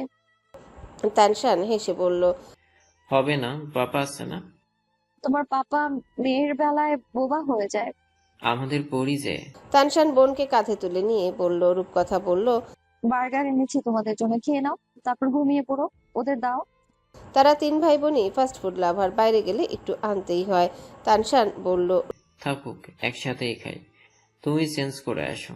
ক্লান্ত লাগছে তোমায়, ওরা বিরক্ত করবে। ঘুমের কারণে ক্লান্ত লাগছে, ওদেরও ঘুম পেয়েছে, চিন্তা করো না, খেয়ে 3জন ঘুম দেব। আচ্ছা। রূপকথা চলে গেল। তপবন গাড়ি রেখে উপরে আসতে একটু দেরি হলো। হঠাৎ গাড়িতে কেমন সমস্যা দেখা দিয়েছে। তারা 2 দিন বাদ সৌদি আরব যাচ্ছে ওমরা পালন করতে এবং বাচ্চাদের নিয়েই যাচ্ছে। পবিত্র ঘরের সামনে সন্তানদের একসাথে দেখা এক ধরনের স্বপ্ন তার জন্য। সে 17 বছরের অভ্যাস অনুযায়ী আগে ছেলের ঘরে উকি দিল। শীতাতপ নিয়ন্ত্রিত কক্ষে ঘুমবাতির আলো স্পষ্ট 3টি মুখ। 2 ভাই বোন বড় ভাইকে জড়িয়ে ধরে বেঘরে ঘুমোচ্ছে। এই দৃশ্য বিরল নয়, বরং রোজকার দৃশ্য। তবুও তপবনের তৃষ্ণা মেটে না। সে রুমে ঢুকতেই রূপকথা জিজ্ঞাসা করলো, বাচ্চারা ঘুম? তপবন মৃদু হেসে বলল। ভাইয়ের গলা জড়িয়ে ধরে নাম করে চেপে ধরে দুজনেই ঘুম। রূপকথা তার পাঞ্জাবি এগিয়ে দিয়ে ব্যস্ত কণ্ঠে বলল, আপনি কি জানেন আমার পরবর্তী ক্লাস শুরু হবে কবে থেকে? না, খোঁজ নেব। আচ্ছা। তপবন পাঞ্জাবি খুলতে গিয়েও ফিরে তাকালো। পরিপূর্ণ গিন্নির বেশে কাজ করতে থাকা মেয়েটার পানে ডাকলো, রূপকথা। জি। রূপকথা ফিরে তাকায়। তপবন হঠাৎ হঠাৎ কিছু অদ্ভুত প্রশ্ন করে। আজও তেমনি অদ্ভুত প্রশ্ন করলো। ধিমি কণ্ঠে শুধালো। আফসোস হয়? রূপকথার একটু সময় লাগলো প্রশ্নের মানে বুঝতে। বুঝতে মৃদু হেসে বলল, আরো অনেক বেশি খুশি হয়েছি। আল্লাহ যা করেন আমাদের ভালোর জন্যই করেন। আমি কখনো তার সিদ্ধান্তের উপর আঙুল তুলিনি। নিজেকে একজন ব্যস্ত ডক্টর হিসেবে দেখার চেয়ে একজন আর্কিটেক্ট, ইঞ্জিনিয়ার আর একজন মা হিসেবে দেখা আমার জন্য সুখকর বেশি। আমি খুশি এতে। তপবন স্মিত হাসলো। রূপকথা মেডিকেলে চান্স পায়নি। তার পারিপার্শ্বিক পরিস্থিতি এতটাই খারাপ ছিল যে অত কঠোর পরিশ্রম করা সম্ভব হয়নি দুটো দুধের শিশু নিয়ে। তবে সে খুলনা বিশ্ববিদ্যালয়ে চান্স পেয়েছিল। আজ 2 বছর হতে চলল। স্বামী অনুসরণ করে সেও আর্কিটেকচার বিষয়ের উপর পড়াশোনা করছে। আর আশ্চর্যের বিষয় হলো তার ছেলেও বুয়েটে আর্কিটেকচার বিভাগে চান্স পেয়েছে।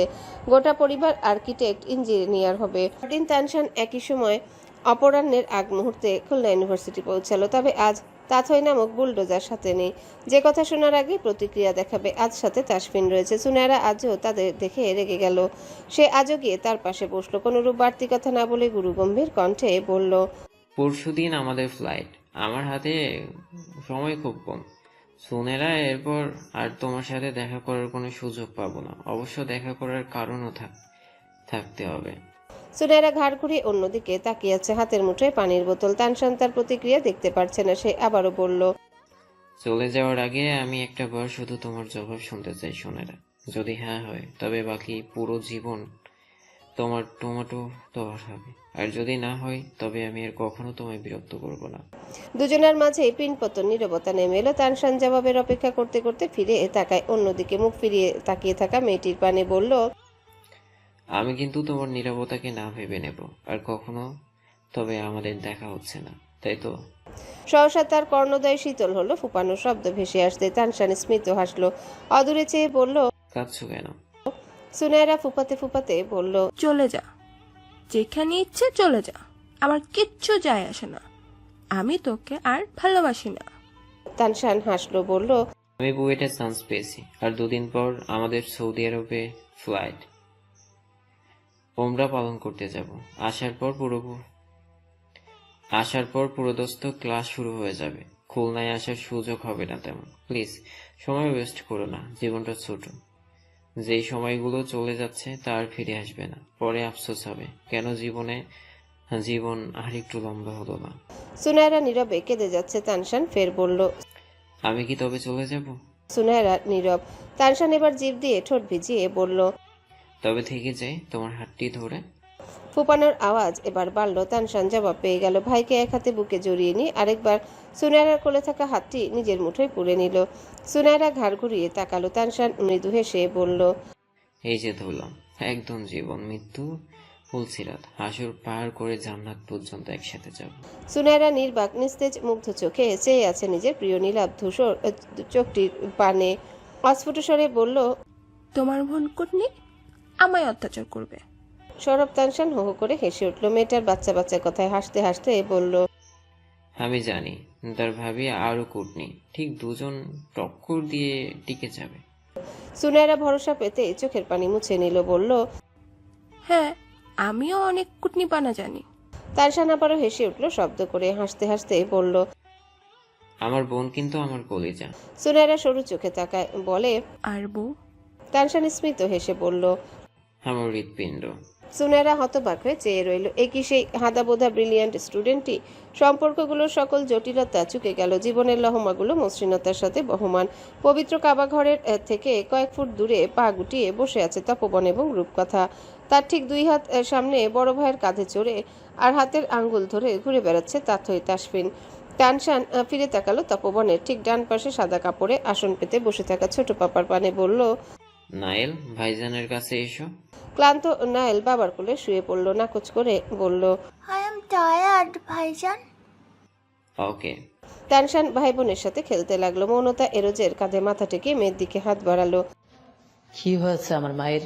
মন খারাপ হয়েছে নাকি? নায়েল হ্যাঁ বোধক মাথা নাড়ালো। এরোজ কৌতূহলী হয়, মেয়েকে বুকে টেনে নিয়ে বলল, কেন মন খারাপ হয়েছে আমার মায়ের? নায়েল তার কাঁধে মাথা এলিয়ে দিয়ে মলিন সুরে বলল, আল্লাহর কাছ থেকে তানশান ভাইজানের মতো ভাই বোন এনে দাও না বাবা। 2 বছরে অনেক কিছু বদলেছে। নায়েলের আর লয়ের দ্বন্দ্ব মিটেছে। ছোট পাপা থেকে সে পাপা হয়ে উঠেছে। নায়েলের একচ্ছত্র বাজে অভ্যাস তার পাপা। এরোজার মৌনতা মলিন হেসে বলল, ওই যে সামনে আল্লাহর ঘর, এইখানে বসে মন থেকে কিছু চাইলে আল্লাহ কখনো ফিরিয়ে দেয় না। তুমি আল্লাহর কাছে বলো, আল্লাহ প্লিজ আমার মাম্মাকে সুস্থ করে দাও, আর আমায় একটা ভাই বোন দাও। আল্লাহ নিশ্চয়ই আমাদের রহমত দান করবেন। নায়েল তৎক্ষণাৎ হাত তুলে আল্লাহর কাছে চাইল। তপবন আর রূপকথা ছলছলে নয়নে ছোট সুখী পরিবারটিকে দেখছে। ভেতরে ভেতরে প্রার্থনা করল সৃষ্টিকর্তা যেন আরেকটি রহমত দিয়ে তাদের সুখকে পরিপূর্ণ করে দিক, ছোট্ট নায়েলকে খালি হাতে না ফেরায়। এরোজ সুখ হারানোর ভয় 2 বছর আগে যে দেশ ছেড়েছিল তারপর আর আসেনি। এবার তাদের সৌদি আরব আসার খবরে এরোজ বলল তারাও আসবে, দেখাও হয়ে যাবে, তবে সান্নিধ্যেও আসা হবে। তানশান ভাই বোনকে নিয়ে ক্লান্ত হয়ে বাবা মায়ের কাছে চলে এলো। এরোজ বলল, আব্বু তাসু আর তাথুইকে দাও। তানশান তাদেরকে এরোজের কোলে দিয়ে নিজে বাবার কোলে মাথা দিয়ে শুয়ে পড়ল।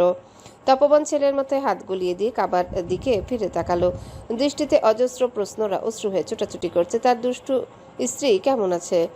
অন্য নারীকে ভালোবাসার কারণে সে কি এখনো রাগে মুখ ফুলায়? কাঁধে কেউ ঝিমিয়ে পড়তে তপবন সচকিত হয়। ঝাপসা দৃষ্টি পরিষ্কার হতেই রূপকথার ঘুম জড়ানো আঁখি নজরে আসে। সে মৃদু হেসে নিজের বাম পা দেখিয়ে বলল, এখানে ঘুমিয়ে পড়ো। রূপকথা সতর্ক চাহনিতে চেয়ে বলল, এখানে? তানশান ঘুমোচ্ছে দেখো। তানশান সত্যি সত্যি ঘুমিয়ে পড়েছে বাবার পায়ে। রূপকথা মৃদু হেসে তপবনের অন্য পায়ে ঘুমিয়ে পড়ল। তপবন দুজনের মাথায় হাত রাখলো। এরোজ তাসফিন আর তাথইকে কোলে নিয়ে মেয়েকে বলল, আমাদেরও একদিন আল্লাহ এমনি রহমত দান করবেন, দেখে নিও। আল্লাহ পারেন না এমন কিছু নেই। নায়েল গাল ভরে হাসলো। পবিত্র কাবা শরীফের সামনে সাক্ষী হলো কিছু নিখাত ভালোবাসার দৃশ্য। যেই ভালোবাসা সমাজের তৈরি সকল দুঃখে শেকল ভেঙে আজ সুখের দ্বার প্রান্তে পৌঁছেছে। শীতাতপ নিয়ন্ত্রিত অফিস রুমে থমথমে পরিবেশ বিরাজমান। ডেস্কে কনুই ঠেকিয়ে মুখে হাত দিয়ে বসা বস পিটপিট করে দেখছে সম্মুখে 2 জন এমপ্লয়িকে। নীরবতা ভেঙে ভ্রু নাচিয়ে বলল, কি চাই? এহেন অযৌক্তিক প্রশ্নে 23 বছরে সুঠামদেহী সুশ্রীগরণের এমপ্লয়িটি রাগে ফেটে পড়ল। পাশেই মেরুন রঙা জামদানি শাড়ি পরিহিত আর হালকা স্বর্ণালঙ্কারে আবৃত পূর্ণবয়স্ক নারীটির পানে চেয়ে ক্ষিপ্ত কণ্ঠে বলল, মাম্মা, দেখেছো বাবা কি বলছে? সে আমার 2 মাসের বেতন আটকে রেখে বলছে কি চায়। 28 বছরের রূপকথা থমথমে মুখে ছেলের দিকে তাকায়, রাগান্বিত স্বরে বলল, তোমার মাত্র 2 মাস আর আমার 4 মাসের বেতন জমা এই ভণ্ড বসের কাছে। বসের রূপে থাকা তপবন বোকাশোকা হেসে বলল, তোমাদের কোন খরচ কি আটকে আছে আমায় বলো। সবাই তো পূর্ণ হচ্ছে, আরও লাগলে এই নাও আমার কার্ড। তবুও তোমরা কেন বেতনের জন্য মাছের বাজারে বসিয়ে রেখেছো? সে কিশোর তানশান এখন বড় হয়েছে। ইন করা সাদা শার্টে আবৃত সুদর্শন মুখটিতে পুরুষালী সৌন্দর্য ফুটেছে। গালে উঠেছে খোঁচা খোঁচা দাড়ি। সে বাবার কথার প্রেক্ষিতে বিরোধ করে বলল, no papa, I don't need your money, I need my money. তপবন একই রকম রসিকতা আঁকড়ে বসে আছে আর মুচকি মুচকি হাসছে। সে বলল, এই যে রোজ রোজ পাপার কাছে এসে একতরফা তর্ক বিতর্ক করো, এটা কিন্তু বেশ এনজয়েবল। আমি এনজয় করছি, আর কিছুদিন ক্যারি অন করাই যায়। রূপকথা এবার তেতে উঠল। আপনার এনজয়ের কথা পুরি, আমাদের কি পূরণ হচ্ছে না হচ্ছে তা আপনার দেখার বিষয় নয়। আমাদের বেতন চাই, নয়তো আমরা চাকরি থেকে রিজাইন নিয়ে নেব, সোজা কথা। তপবন বড় বড় নেত্রে তাকালো। বাব্বা কি হুমকি! দিচ্ছি দিচ্ছি। তপবন আর কিপটামি করলো না, কাউকে ফোন দিয়ে কিছু বলল। তার মধ্যে তানশানের ফোনে মেসেজ পেল, তার বেতন এসেছে। সে বলল, কেউ এমন কিপটা বসের থেকে এত সহজে বেতন বের করতে হবে তা আমি কল্পনাও করতে পারিনি। অল ক্রেডিট গোস টু মাম্মা। তানশান বিদ্রুপ করে বলল। তপবনও পাল্টা বিদ্রুপ করে বলল, আজ আমার তর্ক করার মুড নেই, তাই দিয়ে দিলাম। নয়তো আমি রেখে দিতাম। মাসে 12 দিন কাজ করে 30 দিনের বেতন নেওয়া কাকে বলে? বাবার কথায় তানশান ফিক করে হেসে উঠল। সে তার ব্যক্তিগত পড়াশোনার কাছ থেকে লম্বা একটা ছুটি পাওয়ায় বাবার অফিসে 2 মাস সময় দিয়েছে, যেখানে তার মাও পড়াশোনা শেষ করে বিগত 1 বছর যাবৎ কর্মরত। সে অফিস থেকে বের হতে নিলে তপবন বলল, তানশান, ভাই বন্ধুর দেখো তো কোথায় আছে, এখানে নিয়ে যাও। জি পাপা। সে বাবার অফিস থেকে বেরিয়ে হোয়াটসঅ্যাপে নাগামরিচ লেখা অ্যাকাউন্টটিতে মেসেজ করলো। আধা ঘন্টা পর আড়ঙে থেকো। এরপর সে অফিস জুড়ে খুঁজতে লাগলো কাঙ্ক্ষিত 2 প্রজাপতিকে। একজনকে পেল মেজো পাপার ডেস্কে। ইমরোজের বুকে মাথা রেখে তাসফিন মনোযোগ সহকারে তার কাজ দেখছে। তানশান তাকে দেখে বলল, তাসো, ভাইয়া বাইরে যাব, সাথে যাবে? তাসফিন নীরবে ইমরোজের হুইল চেয়ার থেকে নেমে গিয়ে বলল। ইমরোজ মৃদু হেসে তার মাথায় হাত রেখে বলল, যাও আব্বু। তানশান ভাইকে নিয়ে বোনকে খুঁজতে বের হলো। আয়াকে জিজ্ঞাসা করলো, বোন কোথায়? আয়া বলল, একজন সুন্দরী ম্যাডাম আছে না, তার সাথে বসে মেকআপ করছে। তানশান হতাশার নিঃশ্বাস ফেলে কাঙ্ক্ষিত ডেস্কে যায়। অফিসের সবচেয়ে সুন্দরী বয়স্ক নারীটি আসলে মেকআপ সুন্দরী, আর তাথই আসলেই তার কাছে বসে মেকআপ করে। সে ব্লাশ দেওয়া গাল দেখে বলল, ইউ আর লুকিং সো আগলি বোন। তাথই মুখ ছোট করে নিল, বলল, আগলি দেখাচ্ছি। প্রচুর।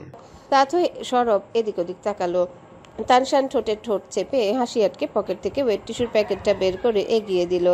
তাথই খপ করে তা টেনে নিয়ে পুরো মুখ মুছে ফেললো। তার ভাষ্যমতে তার ভাই যা বলে সব ঠিক। সে মুখ মুছতেই তানশান বলল, দ্যাটস মাই বিউটিফুল বোন। আর কখনো এসব মেকআপ করবে না, ওকে? ওকে। এসো, পাপার কাছে যাবে, ভাইজানদের একটু কাজ আছে। তাথই নীরবে ভাইয়ের হাত আঁকড়ে ধরল। রূপকথা তখনও অফিস রুমে বসে তর্ক বিতর্ক করে যাচ্ছে স্বামীরূপী বসের সাথে। আপনি তানশানের বেতন দিলেন, আমার বেতন দিলেন না কেন? তপবন ভ্রু নাচিয়ে বলল, বললাম তো, বসকে একটু খুশি করো, বেতন দিয়ে দিচ্ছি। রূপকথা চোখ মুখ কুচকে আওড়ালো। ছি লুচু বস।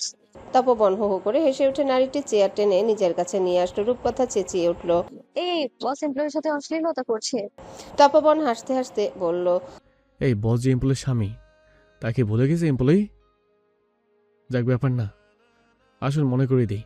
পর মুহূর্তে রূপকথা ঠিক তার শাড়ির ন্যায় রক্তিম বর্ণ ধারণ করলো। ওষ্ঠদয়ে লেপটে যাওয়া ভেজা স্পর্শের টানাপোড়েনে তাদের মাঝে নেমে আসা নীরবতার শব্দ তুলে দরজায় নক করলো কেউ। পাপা আসবো? রূপকথা সরে যায়, দ্রুত মুখাভঙ্গি ঠিক করে। আজ এত বছরের অনুভূতির কোনো কমতি নেই তাদের দাম্পত্য জীবনে। তপবন গলা খাকারি দিয়ে বলল, এসো। অনুমতি পেতেই 3 বাচ্চা উকি দিয়ে চাইল। তপবন হেসে ফেলল 3টি স্নিগ্ধ মুখ উকি দিতে দেখে। তানশান বলল, এই যে তোমার পরি পাপা মেকআপ করা শিখেছে, বারণ করে দিও, ওইসব প্রোডাক্ট মুখের প্রাকৃতিক সৌন্দর্য নষ্ট করে দেবে। তপবন গম্ভীর মুখে মেয়েকে বলল, দিস ইজ ভেরি ব্যাড। আমি জান। তাথই হেলে দুলে হেঁটে গিয়ে বাবার পেটের সাথে মুখ লাগিয়ে বলল, সরি। তপবন তাকে কোলে তুলে নিয়ে বলল, ইটস ওকে, আর এগুলো মুখে নেবেন না, ঠিক আছে? তোমার স্কিন বার্ন করবে। ওকে। রূপকথা ছেলেদের বলল। তোমরা কোথায় যাচ্ছ? তানশান ভাইয়ের হাত ধরে বলল, আড়ঙে যাচ্ছি না। আড়ঙে কি করবে? তাসুর ফতুয়া কিনবো, আরো কিছু গিফট কিনবো। আচ্ছা, কিন্তু তাসুর টি শার্ট অনেক অনেক আছে, এখন ফতুয়া দিয়ে কি করবে ও? টি শার্টে অনেক গরম লাগে, যা গরম পড়েছে ফতুয়া পরে আরাম পাবে। ওই দেখো, ওর গলা লাল হয়ে গিয়েছে। রূপকথা ছেলের গলা দেখলো সত্যি লাল হয়ে আছে। আজ সারাদিন প্রচুর গরম ছিল। তপবন বলল, ওকে স্কিনে ডাক্তার দেখাতে হবে, একটু এদিক সেদিক হয়ে গেলে র্যাশ উঠে যায়। আমরা যাই তবে। তপবন বলল। যাও, কিন্তু কাজ শেষে তোমার নানু বসে যাবে। তানশান পিছু ফিরল, বলল, পারু নানু? তপবন হ্যাঁ বোধক মাথা নাড়ল, বলল, আজ ওখানে খাবো, বিকালটা ওখানে কাটিয়ে রাতে বাসে যাব। তানশান হেসে বলল, আচ্ছা। পারু নানুর কাছে যাওয়ার কথা শুনে তাতে উল্লাসে ফেটে পড়ল। পাখির ন্যায় কিচিরমিচির কণ্ঠে বলল, পাপা মাম্মা, আমরা পারু নানুর কাছে যাব এখন? তপবন কোলে থাকা মেয়ের গালে ঠোঁট চেপে দিয়ে বলল, তুমি কি হ্যাপি? তাথই উৎসাহিত কণ্ঠে বলল। অনেক। রূপকথা ব্যাগ থেকে একটা আপেল বের করলে বাথরুম থেকে ধুয়ে আনলো, মেয়ের হাতে দিয়ে বলল। যেতে এখনো কিছুক্ষণ লাগবে, তার আগে এটা খেয়ে নাও।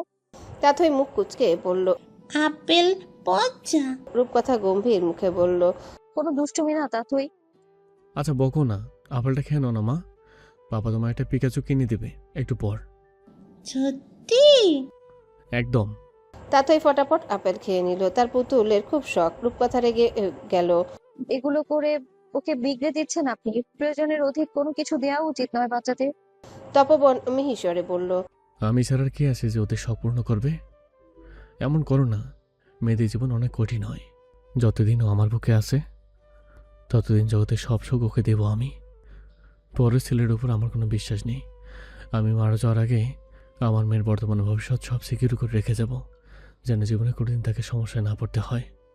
রূপকথা শ্রান্ত নিঃশ্বাস ফেলল। মুখটাও চিরে কালো হয়ে গিয়েছে। থমথমে মুখে বলল। এই ধরনের কথা বলবেন না। তপবন হেসে উঠল স্ত্রীর হঠাৎ মূর্ছা যাওয়া দেখে। হাত বাড়িয়ে মেয়েটার হাত আঁকড়ে ধরল। উল্টো পিঠে চুমু দিয়ে বলল। আপনার সাথে আমার পথ চলা দীর্ঘই হোক মুরব্বি। রূপকথা মলিন সুরে বলল। তানসা নারঙ্গে পৌঁছাতে দেখলো কফি রঙের আবায়ায় আবৃত একটা মেয়ে ঘুরে ঘুরে পোশাক দেখছে। সে ডাকলো। সোনেরা। আবায়ায় পরিহিত মেয়েটি ফিরে তাকালো। চোখে চোখ পড়তে তানসান স্মিত হাসলো। 5 বছর আগে সেদিন যখন বলেছিল মেয়েটিকে নিয়ে জান্নাত পর্যন্ত যেতে চায়, সেদিনের পর থেকে সে নাচ গান ছেড়ে দিয়ে আবায়া পড়া শুরু করে। এই ব্যাপারে তানসান কখনোই তাকে কিছু বলেনি, কিন্তু সুনেয়ারা নিজে থেকে এই সিদ্ধান্ত নিয়েছে। আর তানসান শুধু সম্মান করছে তার সিদ্ধান্তকে। সুনেয়ারা তাসুর নাক চেপে দিয়ে বলল। এত দেরি হলো কেন? তাসফিন নাক মুখ কুচকে বিরক্তিকর শব্দ করলো। তানসান ভাইয়ের বিরক্তি দেখে বলল। পাপা, এই অভ্যাস তোমার মধ্যে কোত্থেকে এলো কে জানে। আমার ভাই বোন দুইটার নাক তীরের মতো লম্বা বানিয়ে দিয়েছো তুমি। সুনেয়ারা বলল। এটা আমার হোক। কার জন্য কি কি কিনবে? নাইল, ছোট মা, ছোট পাপা, তাসু, অথই আরো স্পেশাল একজনের জন্য। ছোট চাচু কি আসবে? হ্যাঁ, আগামীকাল দুপুর 12টায় ল্যান্ড করবে। কতদিনের জন্য? 1 মাস। আর এই স্পেশাল একজনকে? কাল দেখবে। তারা শপিং করলো মন ভরে। শপিং শেষে একটু খাওয়া দাওয়া করে তানসান 3টা ব্যাগ সুনেয়ারার হাতে ধরিয়ে দিল। সুনেয়ারা ভ্রু কুচকে নিল। তানসান স্মিত হেসে বলল। এভাবে তাকাচ্ছে কেন? আবার নিজের ইনকামের টাকা দিয়ে কিনেছে। সুনেয়ারা আর কথা বাড়ালো না, ব্যাগ 3টা নিয়ে নিল। বলল। নিজের ইনকাম? 2 মাস পাপার সাথে অফিসে কাজ করেছি। আচ্ছা। কাল কখন যাবে আমাদের বাড়িতে? যখন যেতে বলবে। আমি 11টার দিকে নিতে আসব। আচ্ছা। তানসান সুনেয়ারাকে ড্রপ করে পারমিতার বাড়িতে গিয়ে পৌঁছালো। দরজা খুলতেই পারমিতার হাস্যোজ্জ্বল মুখটা দেখে তাসফিনের মুখে হাসি ফুটে উঠল। সে আদুরে গলায় বলল। পারমিতা হাঁটু গেড়ে বসে তাসফিনকে বুকে জড়িয়ে নিল। আদুরে গলায় বলল। আমিও তোমায় খুব মিস করেছি নানু ভাই। চলো, নানু ভাই তোমার পছন্দের পুরি করেছি। তাসফিন লেগে বসলো নানুর বুকে। তার দুজনই তাদের কাছে আরামদায়ক দুটি কোল। পারমিতা ছোট ও নাতিকে ছেড়ে বড় নাতির দিকে তাকালো। কোমরে হাত দিয়ে উচ্চতায় দীর্ঘ নাতিকে দেখে হতাশ হয়ে বলল। এমন খাম্বা কিনা আমার নাতি ভাবা যায়? আমার বয়সী বা কত হয়েছে? তানসান হু হু করে হেসে উঠে তার গালে চুমু দিয়ে বলল। তুমি তো আমার সুন্দরী নানু। পারমিতা তার পিঠে চাপড় মেরে ভেতরে ঢুকলো। তানসান 2 দিন পর পর এখানে আসে ভাই বোন নিয়ে। গতকালও এসেছিল, অথচ আজকে সবাই এমন ভাবে করছে যেন 100 বর্ষ পর তাদের দেখছে। ভালোবাসা এমনই, সময়ের পরিক্রমায় গভীর থেকে গভীর হচ্ছে শুধু। তানসান ঢুকে দেখলো বাবা আর নানা ভাই একসাথে নামাজ পড়ছে। সে অজু করে তাদের সাথে দাঁড়িয়ে গেল। ভাই বাবা নানুকে দেখে তাসফিন ও ছোট একটা জায়নামাজ নিয়ে ভাইয়ের পাশে দাঁড়িয়ে গেল। রূপকথার পারমিতা সেই দৃশ্য মুগ্ধ চোখে দেখলো। পারমিতা ছলছল নেত্রে চেয়ে দেখলো। তোদের দেখলে আমি সব দুঃখ ভুলে যাই। পারমিতা ছলছল নেত্রে চেয়ে বলল। আমার নানুমণি কোথায়? দেখো, তোমার রান্নাঘরেই পাবে। রূপকথা তাকে জড়িয়ে ধরল। পারমিতা চোখ মুছে বলল। পারমিতা হেসে রান্নাঘরে যেতে দেখলো 8 বছরের তাথই পিড়িতে বসে আচারের কৌটায় হাত ঢুকিয়ে আচার খাচ্ছে। মেয়েটা আচার প্রিয়, আর পারমিতার হাতের আচার একটু বেশি প্রিয়। সে হেসে উঠল, কিন্তু রূপকথা ধমক দিল। তাথই বাটি নেই, এমন করে খাচ্ছ কেন? তাথই চেটে পুটে খেতে খেতে বলল। এভাবে খেতে মজা মাম্মা। ওকে খেতে দে, বিরক্ত করিস না। তুমি খাও নানুমণি, আমি আরো বানাচ্ছি, পাঠিয়ে দেব বাসায়। ওকে নানু। তাথই এই গাল ভরে হেসে পড়ল। দিনটুকু সেখানেই কেটে গেল। রাতে তপবন পারমিতা আর শ্বশুরকে নিয়ে নিজের বাড়িতে গেল। আগামীকাল যে উৎসব, বাড়িতে সব মেহমান আসবে, মিলনায়তন হবে। পরদিন সেই মহেন্দ্র খন্টি এসে হাজির হলো যখন এরোজ দীর্ঘ 5 বছর পর দেশে পা রেখেছে। আগের বার এক ভীতু এরোজ দেশ ছাড়ল, এবার ফিরে আসা এরোজের মুখশ্রী দৃঢ় বিশ্বাসে অটল। 40 বছর বয়সী আজও আগের মতোই তাগড়া সুঠামদেহী চাচাকে নিজের বাড়ির আঙিনায় দেখে তানশান বুকে আছড়ে পড়ল। আই মিসড ইউ ছোট বাবা। এরোজ তার চুলের গোছায় চুমু দিয়ে বলল। আমার তানশান চাচাকে ছাড়িয়ে গিয়েছে লম্বায়। তানশান হেসে বলল। আমি বাবাকেও ছাড়িয়ে গিয়েছি ছোট বাবা। এরোজ একে একে পরিবারের সবার সাথে আলিঙ্গন করলো। তকদির শিকদার পড়লেন। আমার দাদুমণি কোথায়? এরোজ ফিরে তাকায় গাড়ির পানে। হাত বাড়িয়ে দিতেই ফ্লোরাল ফ্রক পরা 12 বছর একটা পরীর মতো মেয়ে দেখতে বেরিয়ে এলো। তানশান আদুরে গলায় বলল, নয়েল। আই মিসড ইউ ভাইজান। নায়েল তানশানের বুকে আছড়ে পড়ল। পরিবারের সকলে লাইন বেঁধে গেটের কাছে দাঁড়িয়ে আছে। নায়েল সকলের সাথে আলিঙ্গন করলো। নির্জনা বেগম লাঠিতে ভর দিয়ে দাঁড়িয়ে আছেন রূপকথার হাত ধরে। সে ব্যতিব্যস্ত হয়ে বলল, আমার ছোট দাদু ভাই কোথায় রোজ? এরোজ গাড়ি থেকে মাথা বের করে বলল, বাবু দুধ খাচ্ছে, আম্মা 2 মিনিট অপেক্ষা করুন। হ্যাঁ বাবু। এরোজের সদ্য জন্মানো ছেলে। রবের ঘরের সামনে গিয়ে বলা নায়েল আবদারটি ফেলে দেননি আল্লাহ। নায়েলকে খালি হাতে ফেরায়নি। মৌনতার ক্ষীণ সম্ভাবনা ছিল মা হওয়ার। তবে 5 বছর পর সেই সম্ভাবনা আরো বেড়েছে এবং আজ 5 বছরের মাথায় তাদের কোল আলো করে এসেছে তার ছেলে নবিতা। এই নাম নায়েলের দেওয়া। ডোরেমন তার প্রিয় কার্টুন কিনা। ঠিক 2 মিনিট বাদ গাড়ি থেকে একজন সুস্থ সবল সুশ্রীগরণের লাবণ্যময়ী নারী বেরিয়ে আসলো, যার কোলে ছোট্ট এক ফুটফুটে নবজাতক।